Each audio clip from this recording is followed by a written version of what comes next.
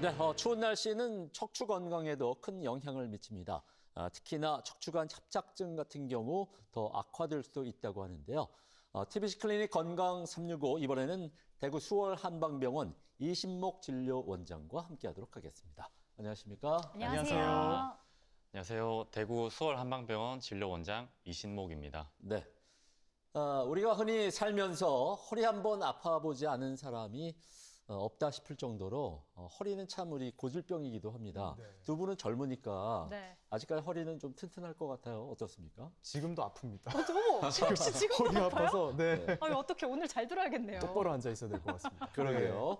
자, 그런데 그 가운데서도 이 척추관 협착증 때문에 고생하는 분들이 참 매년 증가하고 있다는 그런 소식입니다. 네. 병원을 찾는 연령층이 어떻습니까? 척추관 협착증이 과거에는 이제 주로 60대 이상의 어르신들이 병원을 찾는 주된 연령층이었지만 최근에는 이제 30, 40대 젊은 환자분들이 점점 늘어나는 추세입니다. 젊은 환자분들은 이제 스마트폰을 보느라 고개를 숙이는 습관, 그리고 장시간 컴퓨터에 앉아 있는 잘못된 자세, 그리고 운동 부족으로 인해 척추 주변 근력들이 많이 약화되면서 요즘은 늘어나는 추세입니다. 이제는 나이 든 사람의 병이라는 인식을 좀 버리고 젊은 분들도 척추에 관심을 가지셔야 될 것 같습니다. 네. 네. 사실 바로 옆에 있는 태욱 씨는 막 허리가 아프다 했지만 네. 저는 사실 오늘 척추관 협착증 내 얘기는 아니겠지 생각하고 좀 약간 안일하게 생각을 했었거든요. 네. 근데 말씀하신 걸 들어보니까 척추관 협착증 어르신들에게만 찾아오는 질환이 아니었습니다. 오. 그렇다면 척추관 협착증은 어떤 질환을 말하는지 구체적으로 설명해 주시겠어요? 네, 척추관 협착증은 일단 신경이 지나가는 통로인 척추관이 좁아져서 신경을 압박하고 허리 통증과 이제 다리 저림, 당기는 증상을 유발하는 퇴행성 질환입니다. 이제 노화 등으로 인해서 척추를 구성하는 뼈, 인대, 관절 등이 두꺼워지고 비대해지면서 이 척추관이 좁아지고 그 안에 있는 신경을 압박하고 허리 통증과 다리 저림 같은 증상들을 일으키게 됩니다. 지피지기면 백전백승이다. 적을 알고 나를 알면 백전백승이다. 네. 제가 또 공부를 열심히 하는 걸로 유명하거든요. 몰랐는데요. 안 유명한 것 같은데 아직. 유명해지려고 하거든요. 오케이. 네. 이 척추관 협착증 자세히 들어가기 전에 우선 이 척추부터 공부하면 좋겠습니다. 어떻게 네. 되나요? 일단 척추관 협착증을 이해하는 데 도움이 될 만한 척추의 구조들을 제가 몇 가지만 설명을 좀 드리겠습니다. 일단 척추는 다들 알다시피 위에서부터 경추, 흉추, 요추, 천추, 미추 이렇게 구성이 되어 있고요. 네. 추간판이 있는데요. 추간판은 흔히 말하는 디스크를 얘기합니다. 네. 척추뼈와 뼈 사이에 쿠션 역할을 하는 구조물이고 충격을 흡수하고 척추의 움직임을 원활하게 도와주는 구조물입니다. 척추를 구성하는 여러 가지 인대 중에서 한 가지만 좀 설명을 드리자면 네. 황색 인대라는 게 있습니다. 황색인데요. 예, 황색 인대. 조금 누렇게 생겨서 황색 인대라고 호호. 부르거든요. 네. 근데 이건 척추뼈 뒤쪽에 위치하고 있는 인대인데 척추관을 보호하고 척추를 세우고 그리고 본래의 만곡을 유지시켜주는 기능을 합니다. 퇴행성으로 인해서 이 인대가 두꺼워지고 척추를 누르는 그런 원인이 될 수도 있습니다. 네, 그렇군요. 허리 통증 하면은 이제 척추관 협착증과 더불어서 대표적인 것이 또 한 가지 있습니다. 이윤 씨 대표적인 게 뭘까요? 추간판 탈출증. 정답입니다.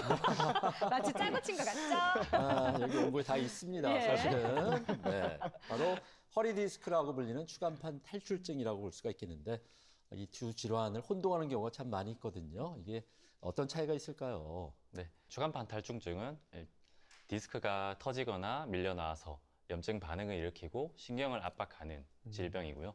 척추관 협착증은 퇴행성으로 인해서 뼈, 인대, 관절 등의 퇴행성 변화로 인해서 척추관을 압박하고 조이고 신경을 눌러서 발생하는 질환입니다. 그래서 간단하게 얘기 드리자면 허리 디스크는 비교적 젊은 층에 많이 발생합니다. 20대, 30대, 40대. 일단 척추관 협착증은 주로 50대 이상의 고령층에서 자주 발생하는데요.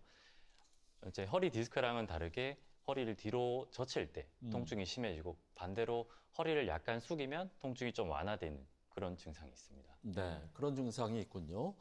그렇다면은 척추관 협착증은 도대체 왜 어떻게 해서 생기는 걸까요? 네, 앞서 말씀드렸다시피 척추관 협착증의 가장 큰 원인은 노화, 퇴행성입니다. 네. 척추를 이제 수십 년 동안 사용하면서 척추뼈 그리고 디스크, 관절, 인대 이런 모든 구조물들이 마모되면서 생기는 병변이라고 보시면 됩니다. 사실 저희 이모가 그 허리 아프다, 다리 저리다 이런 얘기를 진짜 많이 하셨었어요. 네. 그래서 저희가 병원에 가보시라, 진단 받아보시라 했는데 원래 나이 들으면 이렇다, 대수롭지 않게 여기시다가 결국 한 2년 전쯤에 수술을 받으셨었거든요. 아이고. 네. 그래서 원장님께 여쭤보고 싶습니다. 이런 앞에서 말씀드렸던 뭐 다리가 저리다, 뭐 허리가 아프다 이런 것들이 척추관 협착증이 의심되는 증상이 맞나요? 전형적인 척추관 협착증이 의심되는 증상인데 간헐적 파인과 더불어서 허리를 일시적으로 좀 굽히면 증상이 좀 완화되는 그런 증상인데 그런 증상이 나타나면 바로 검사를 하고 치료를 받는 게 좋습니다. 네. 이게 우리 몸을 집으로 생각을 했을 때 척추가 메인 기둥 같은 그렇죠. 중심을 딱 잡아주는 이런 역할을 하잖아요. 그래서 어릴 때 항상 우리가 컴퓨터 게임 하면은 네. 어머니께 등짝 스매싱을 허리 펴! 네, 허리 펴! 팍팍 많이 맞고 자랐거든요. 그래도 좀 지금 아프고 구부정한 것 같은데 이렇게 척추가 망가지면 회복이 어렵다라는 얘기를 많이 들었거든요. 네. 실제로 회복이 어렵습니까? 뭐 이제 원인에 따라 다르겠지만 대개 그렇지는 않습니다. 척추가 한번 망가지면 그리고 치료를 통해서는 꾸준히 증상도 완화를 할 수 있고요. 네. 척추관 협착증 같은 경우 퇴행성 변화로 일어난다고 설명을 들었었는데 네. 나이가 먹는 것을 이제 이전의 상태로 돌릴 수는 없습니다. 근데 이제 통증을 줄이고 노화를 늦추고 염증 반응을 줄이는 치료들로 크게 효과를 볼 수 있습니다. 태욱 씨 같은 경우는 어디 좀 아프면 병원 바로 가요? 아니면 좀 참아요?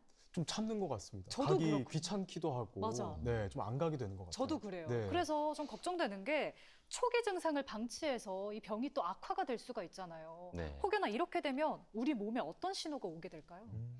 네, 일단 아까 설명드린 특징적인 증상들이 나타납니다. 네. 간헐적 파행이라고 하는 얼마 못 걷고 중간중간에 쉬어야 되는 10m, 20m만 걸어도 심한 경우에는 더 이상 못 걷고 중간에 앉아서 쉬어야 되는 증상들도 생기고요.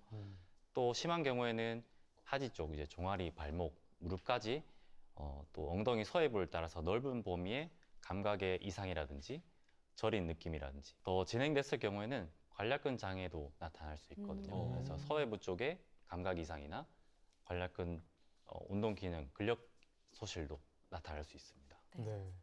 이게 아이고 허리야, 아이고 척추야 했던 게 어른분들만이 가지게 되는 그런 질병이라고 생각을 했는데 네. 저도 그렇고 제 동생은 심지어 치료를 받고 있거든요. 아, 지금요? 네. 아이고. 그래서 이게 어른분들한테만이 아니라 모든 연령에 위험한 질병일 수 있겠다는 생각이 드는데 네.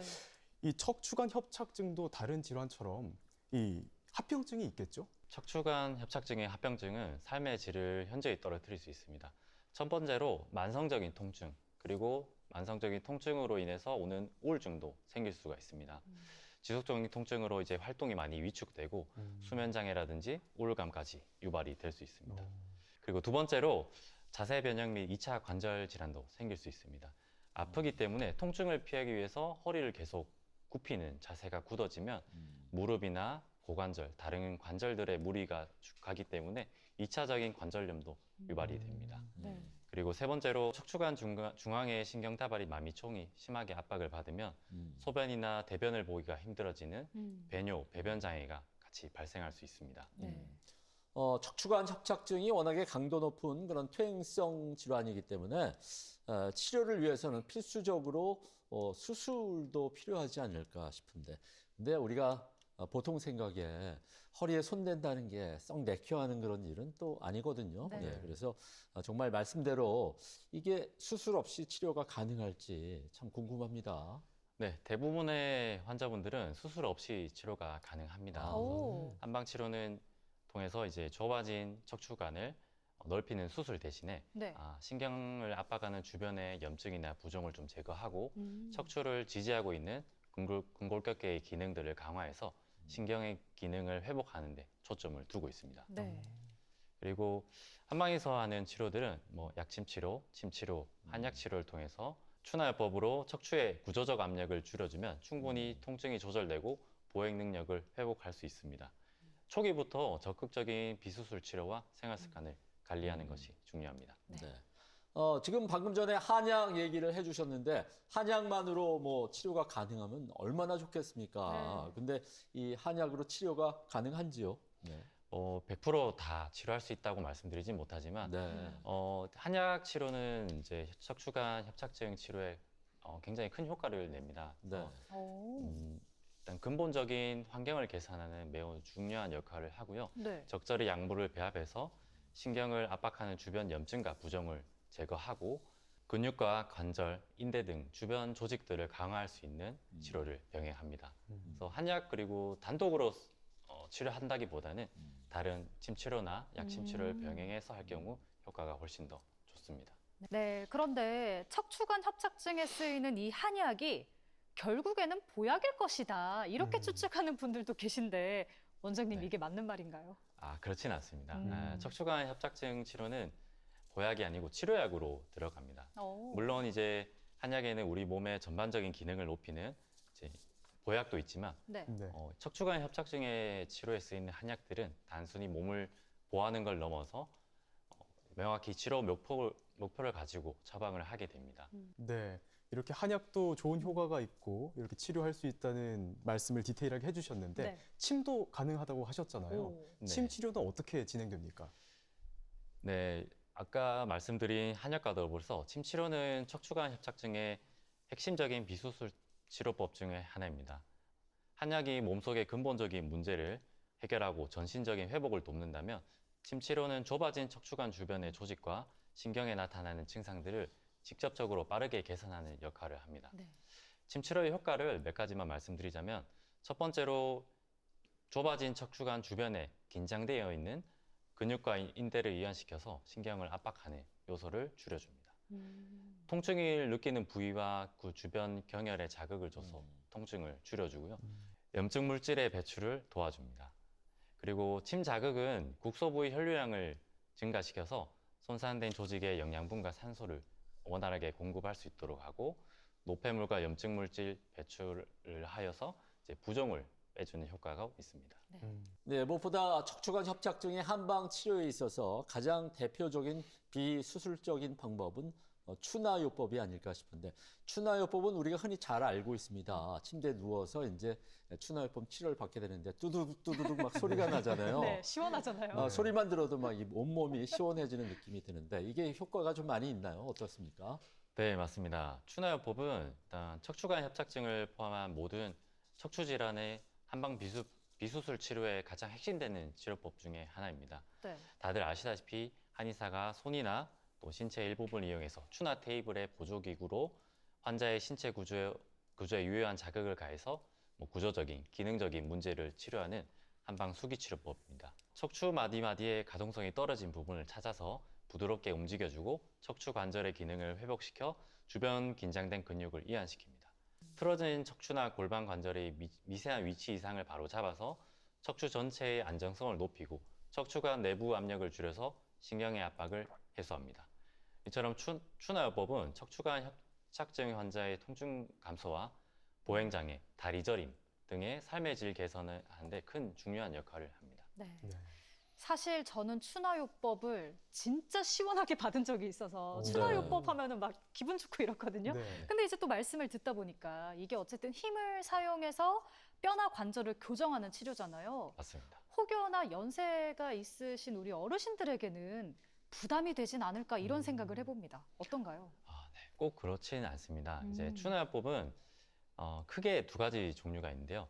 이제 연부 조직을 부드럽게 이완해주는 근막 추나기법과 아까 말씀드렸던 뼈 소리가 나는 네. 관절을 이동시켜서 재정렬하는 전골 추나 기법으로 나뉘는데 대다수의 환자분들은 이제 고령층이기 때문에 뼈에 무리를 줄 수 있는 강한 교정보다는 부드러운 이제 이완 기법의 관절 관동 범위를 회복시키는 기법 위주로 진행을 하게 됩니다.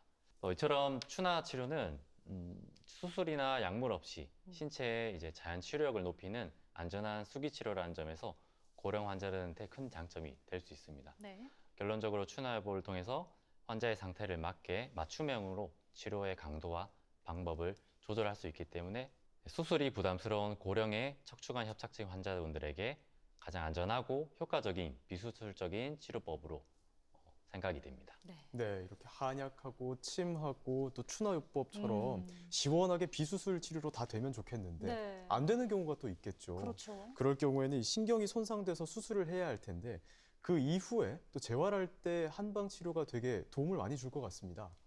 네, 맞습니다. 척추관 협착증 수술 후에 재활 과정에서 한방 치료는 이제 환자분들의 회복 속도를 높이고 후유증을 최소화하는 방향으로 치료를 하게 돼 있습니다.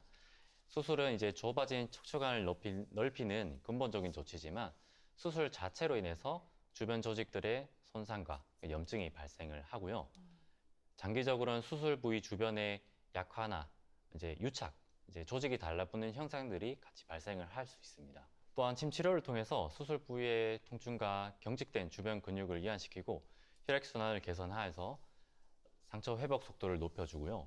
약침 치료를 통해서 신경 손상 및 염증 완화에 효과적인 약침을 주입하여서 신경 회복 기능을 돕고 통증을 줄여서 재활 운동을 원활히 도와주도록 합니다. 네. 앞서 말씀드렸듯이 추나요법도 효과적인 방법이 될 수 있는데요. 네. 수술 후에 발생할 수 있는 주변 척추 관절의 불균형이나 유착을 회수하고 바른 자세를 유지할 수 있도록 척추 주변의 근육과 관절 기능을 회복시켜주는 역할을 합니다. 이처럼 수술 후에 한방 재활은 환자가 일상으로 빠르게 복귀할 수 있도록 도와주고 척추 건강을 장기적으로 유지하는 데 큰 도움이 될 수 있습니다. 네. 가장 좋은 치료는 예방이라고 했습니다. 이 척추관 협착증 때문에 허리가 좀 많이 쑤시고 다리가 저리더라도 꾸준히 또 운동을 해주는 게 증상 완화에 도움이 될 텐데 말입니다. 그런데 이때 참고서라도 걷는 게 좋을지 아니면은 꼼짝 말고 가만히 누워 있는 게 좋을지 네. 예, 과연 우리 글쎄요 두 분은 어떻게 생각하세요? 태욱 씨는 일단 네. 어떤 게 좋을까요? 꼭 참고 그냥 가만히 누워 있는 게 좋을까요? 아니면 조금이라도 참고 운동을 하는 게 좋을까요? 저는 젊어서 그런지 모르겠는데 네. 얘를 좀 고쳐야 되겠다라는 생각이 있어서 오. 조금이라도 걸어봐야 되지 않을까라는 생각이 네. 있습니다. 저는 네. 일단 아프면 안 움직이는데 네. 정답은 운동을 해야 된다일 것 같아요. 그래요. 네. 예. 두 분이 젊으니까 아무래도 적극적인 그런 치료 방법을 선호를 해주셨는데 원장님 어떤 게 정답인가요? 네, 특히 통증이 심할 때는 무리하게 운동을 하는 것보단 누워 있는 것이 우선입니다. 아하. 네. 척추관 협착증으로 허리가 아프고 저릴 때는 참고 걷는 것보단 휴식과 활동이 적절히 섞이는 게 중요합니다. 그렇군요.